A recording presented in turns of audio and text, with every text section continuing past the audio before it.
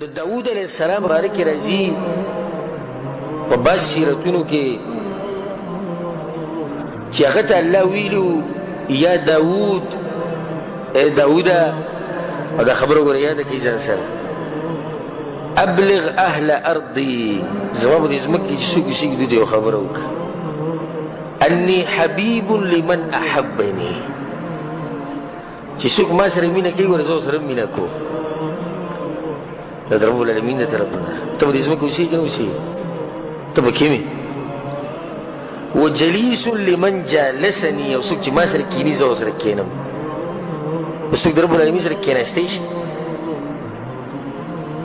رب العالمین سره کیناستو مطلب دی چې دغه دین سره کیناسته دغه د دین خبرې اورېده په دینی مجالسو کې کیناسته لکه ته چې د رب العالمین سره ناشي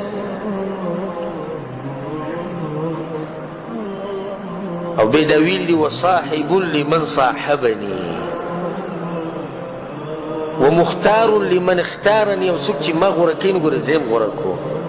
دغه لړې غیرتی ذات ته ګوره ومطيع لمن اطاعني او څوک چې زما خبره مني نو زم خبره منم د وګان ولا قبلوم خو زما خبره مني ما احبني عبد کله چې ما سره یو بنده مینه کړې ده نو ګوره ما قبول کړی دی لنفسي د خپل ځان دپاره واحببته حبا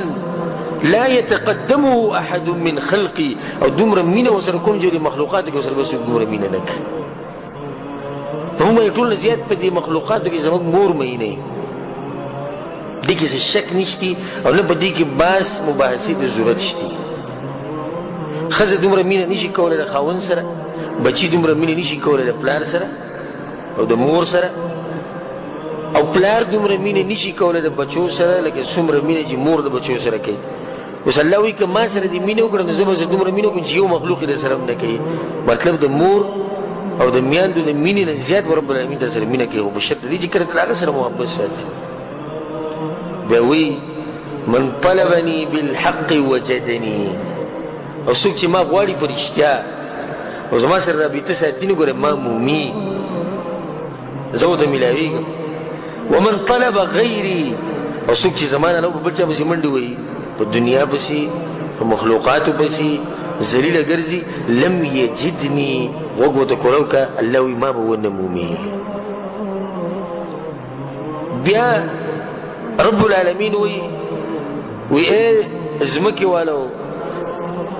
دا دنیا چې تاسو سره کومه ده په دې چې د دوکه نه شي وهلموا او را منډې ووایي کوم ځای ته یې الله منډه ووو الى کرامتي ومصاحبتي ومجالستي را منډې کوي زما مجلس ته زما سره محبت ته زه به دله عزت درکم زه به دله دنیا او آخرت درکم زه به دله هر څه درکم او چې کله تاسو ما ته را منډه وواله